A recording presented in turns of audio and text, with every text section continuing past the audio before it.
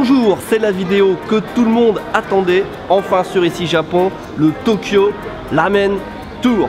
Première partie, oh ça va être bon. Vous allez voir, il y a énormément de choses à découvrir au sujet des ramen.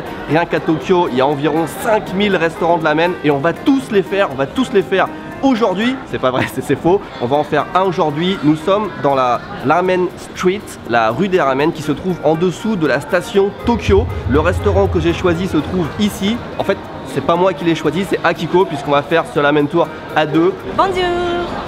Il est 1h30, on est venu exprès pas à midi pour qu'il y ait moins de monde. Et malgré tout, il y a une queue de bâtard. Excusez-moi l'expression. Je croyais que l'entrée était là, mais en fait l'entrée est... Ça c'est la queue, hein.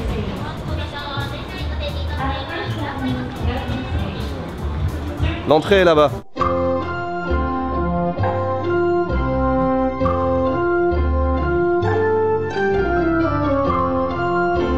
On vient de nous donner le menu dans la file d'attente. Le restaurant qu'Akiko a choisi s'appelle Rokurin Sha. J'ai commandé des ramen classiques et Akiko des tsukemen. Vous allez voir ce que c'est des ramen un petit peu différentes.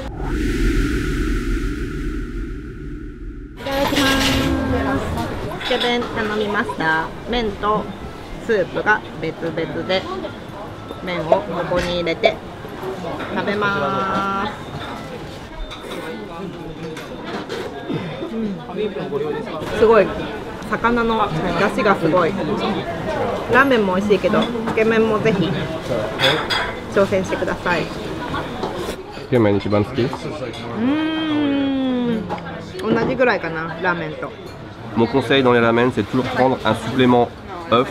Et je vais découvrir avec vous si c'est un œuf mollet ou pas. C'est ce que je préfère, c'est les meilleurs. C'est une victoire. Un bon œuf mollet, c'est pas si facile à faire, ça prend à peu près 5 minutes, mais en fonction de la température de l'œuf, en fonction de la taille de l'œuf, en fonction de l'altitude aussi, le temps de cuisson varie. Donc c'est pas forcément facile de les réussir, et celui-là est parfait. Ils nous en ont mis deux chacun, mais c'est mon extra, hein. C'est moi qui ai pris 2 œufs en plus. Déjà quand on a des tranches de viande épaisses comme ça,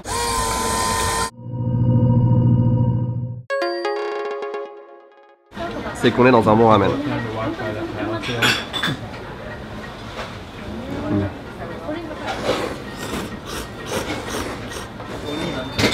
Rocher. Alors c'est un concert de slurp hein, tout autour dans le restaurant, tout le monde fait beaucoup de bruit. Ça me gêne pas du tout, je sais qu'il y a des gens qui détestent. Dans ce restaurant on a du bouillon de ramen qui est fait à base de porc et de poisson. C'est vraiment très salé. Pas mauvais. Et les nouilles sont vraiment bonnes. Akiko elle a des nouilles beaucoup plus épaisses. Toiné.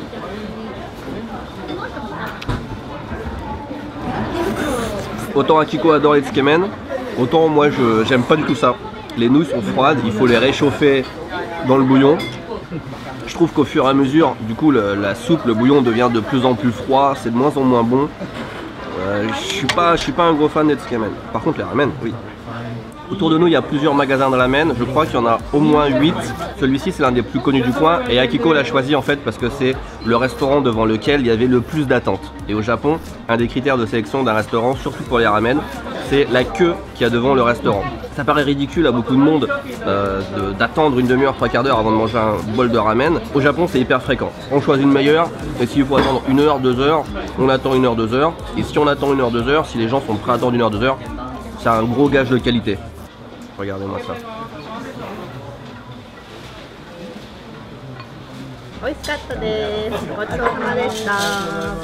Bilan plutôt positif pour ce restaurant. Moi j'ai trouvé mes ramen excellentes. J'ai pas du tout kiffé les tsukemen par contre, c'est pas mon truc à la base, mais en plus j'ai trouvé vraiment trop froide. Le bouillon trop fort en poisson, alors que les miennes étaient plutôt un poil salé je dirais, mais très équilibré, vraiment beaucoup de goût, très agréable. On reviendra sûrement ici, regardez, il y a plein de restaurants de ramen à découvrir. On se retrouve tout de suite dans un nouveau restaurant, mais pas le même jour. On va pas faire tout en une seule fois. Avec des ramen, c'est pas possible d'en manger et d'en apprécier plus d'un plat par jour. On va quand même finir par faire un petit dessert. Hein. Ah, qu'est-ce que c'est beau! Tellement japonais. Et ça peut faire un concurrent à Pablo. Aussi. Aussi les gens.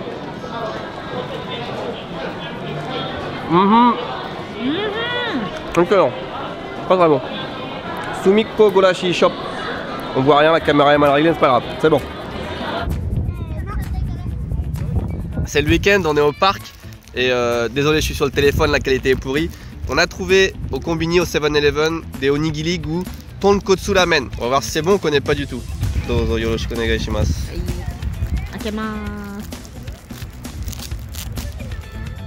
Ouais, c'est bon mais il n'y a rien de ramen là-dedans. Ouais. Nouvelle journée, nouveau ramen, toujours avec Akiko. Nous sommes à Shin-Yokohama le 20 février, il fait 18 degrés et nous allons manger ici, le musée des ramen de Shin-Yokohama. Oui, c'est un musée. C'est 300 yens par personne pour rentrer dans le musée et après il faut payer ses ramen encore. On vient d'arriver dans le musée, j'allais vous dire c'est pas très intéressant, il n'y a pas grand chose à faire, mais juste aujourd'hui il y a une présentation, quelqu'un nous parle de la recette des ramen, à base de quoi c'est fait et on peut goûter. Il y a une petite dégustation de ramen à l'entrée. Sinon pendant qu'il parle je vous fais le tour du musée un petit peu, il n'y a pas grand chose, voilà. Vous avez tout vu.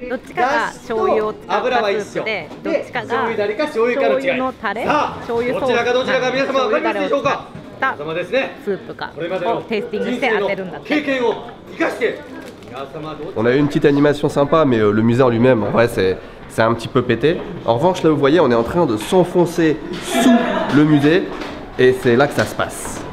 Aiko, hajimete. C'est la 3e fois que je viens, ou peut-être 4e, je crois 3e fois. Attention. En dessous du musée, il y a la reproduction d'une ville, enfin d'un village ancien du Japon. Et la plupart des maisons sont occupées par des ramen shops, des magasins de ramen. Il y en a 8 au total et chaque magasin de ramen est un petit peu spécial, à ses spécialités. On va faire le tour, vous allez voir, c'est vachement beau. Et on va chercher dans quel magasin de ramen on va manger. À chaque fois que je viens, j'en prends un différent.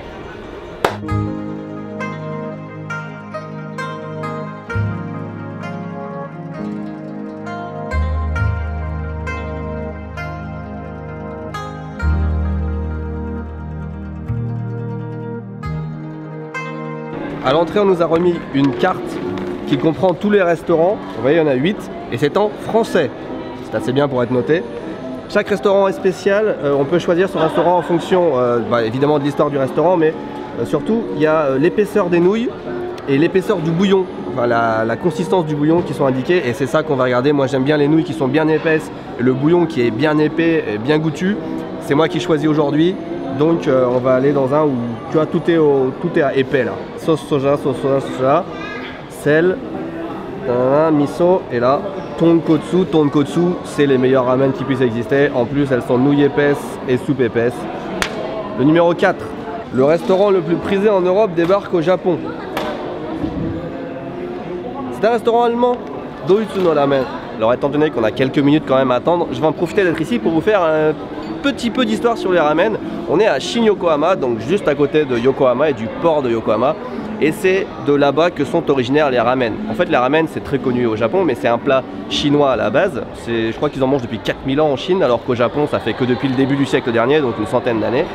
Et les premiers ramen qui ont été importés de Chine sont arrivés à Yokohama parce que c'était un port et qu'il y avait beaucoup de Chinois qui arrivaient de Chine à Yokohama. Après ça a pris quelques décennies pour que les ramen se propagent un petit peu dans le Japon et c'est surtout après la Seconde Guerre mondiale, quand les Japonais avaient plus de riz et recevaient beaucoup de farine de blé des États-Unis, qu'ils ont fait des étals de ramen partout parce que c'était pas cher, c'était nourrissant et c'était super bon. Voilà. Et donc c'est pas du tout un Tokyo Ramen Tour puisqu'on n'est pas à Tokyo. C'est même pas des nouilles japonaises, c'est des nouilles allemandes. Ça ne veut rien dire cette vidéo, je sais.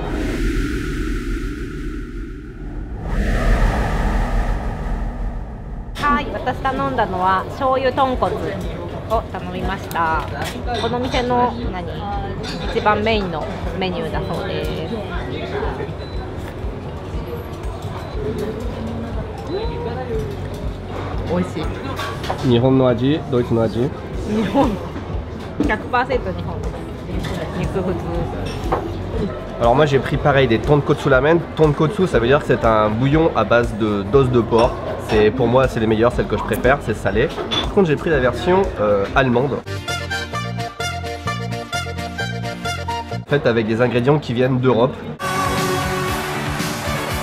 Saucisse, bacon et choucroute. J'ai de la choucroute dans mes ramen. Alors je suis pas fan de choucroute, j'espère que ça va pas trop les gâcher. Rajoutons aussi que sur le menu il y a aussi des ramen vegan et des ramen gluten free. Donc c'est assez rare pour être noté. Et je vais attaquer. Alors on a pris sauce épaisse, nouilles épaisses. Les nouilles sont vraiment épaisses, elles donnent vraiment envie les nouilles. Et comme d'habitude j'ai pris mon supplément œuf. Ah, les nouilles sont vraiment pas mal. Les nouilles sont vraiment bien. Un bouillon qui est vraiment gras, vraiment épais.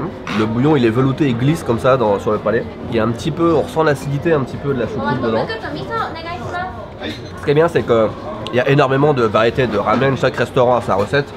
Donc où qu'on aille c'est un peu exceptionnel. Et là avec en plus du bacon et tout, c'est la première fois que je mange des ramen comme ça. C'est hyper sympa. Franchement. Top 5 je pense des ramen les plus grasses que j'ai mangé.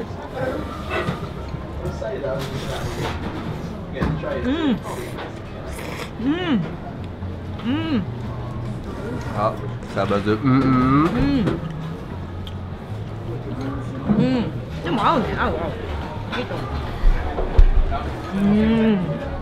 Aussi des choses. Pour l'originalité, je pense que je préfère les ramen allemandes, même si les normales sont vraiment très bonnes. On s'est arrêté prendre un petit dessert, on est toujours dans l'enceinte du musée, il y a un petit café. Akiko a pris un kohi floto, un café avec quelque chose qui flotte dessus, en traduction je pense. Et moi j'ai pris une glace avec du thé vert.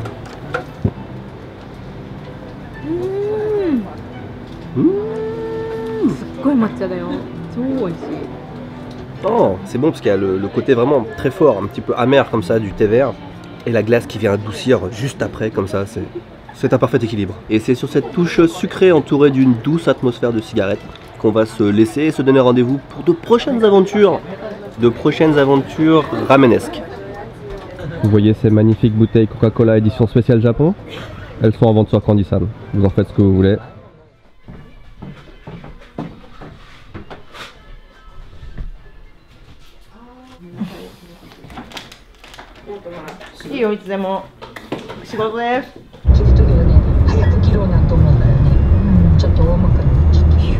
では今日は初めて私がおすすめのラーメン屋さんにブーちゃんを連れて行きます。このラーメン屋さんに初めて行ったのが多分15歳とか16歳の時、自転車で20分30分こいでよく行ってたラーメン屋さんです。このラーメンのすごいところは梅干しが入ってる。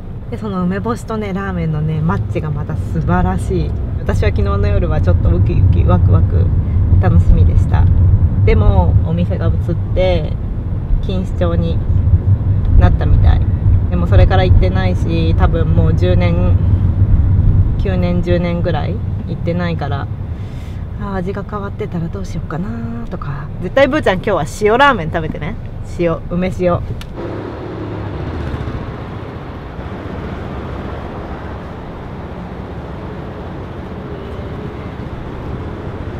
テレビとかでも出たみたいで。Ça c'est les autographes de toutes les célébrités qui sont venues manger ici. Et ce restaurant est même apparu dans un manga. Le restaurant donc a changé de place et d'après ce que me dit Akiko, c'est qu'avant le restaurant c'était vraiment un petit boui-boui où on mangeait au comptoir. Donc vraiment les ramen typiques, l'image qu'on se fait du bon petit ramen que personne ne connaît. Et là c'est devenu un truc un petit peu plus industriel avec des tables, des posters au mur, des trucs comme ça. Donc l'atmosphère n'y est pas. Est-ce que le goût a changé ou pas? Apparemment c'est le même proprio, donc on va voir. Vous ne voyez pas Akiko.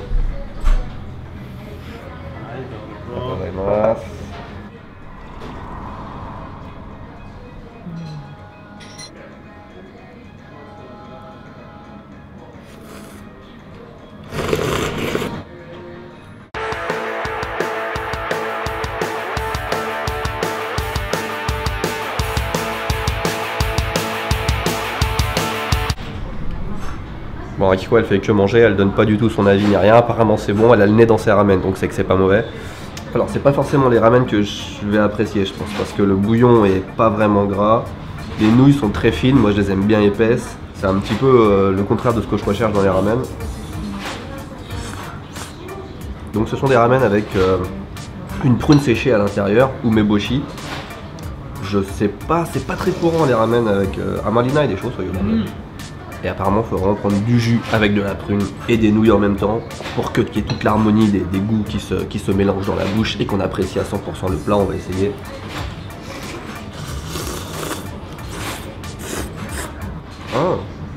Intéressant. Effectivement, ça se marie bien. Il faut vraiment venir au Japon pour se rendre compte de la variété énorme de ramen qu'il y a.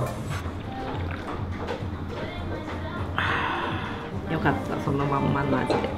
ごちそうさまでした。美味しかった、本当に美味しかった。全部のバランスが完璧とか。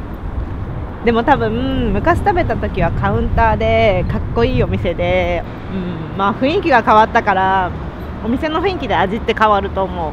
Ce sera la conclusion de cette journée. L'atmosphère du restaurant, c'est aussi quelque chose d'important. Il n'y a pas que le goût qui compte, il y a aussi le lieu en lui-même. On va se faire un petit dessert à base de Baumkuchen, c'est excellent. Et puis on va se laisser là-dessus, on va peut-être même finir la vidéo là-dessus. Je pense que 3 ramen c'est suffisant. Toutes les adresses qu'on a testées vont être sur la carte ici Japon. Et on va pas vous dire lesquelles sont nos préférées parce que déjà on n'est pas d'accord. Et elles sont tellement différentes que c'est difficile. Elles sont toutes bonnes. S'il y en a qui sont pas bonnes, on vous le dit, on la met pas sur la carte ici Japon celle-là. Mais toutes celles qui sont sur la carte, elles sont validées. じゃあ帰ります。バイバーイ。あ、じゃじゃーん。次のキャンディーサンボックスはイースタースペシャル。かわいい卵がいっぱい入ってます。買ってねー。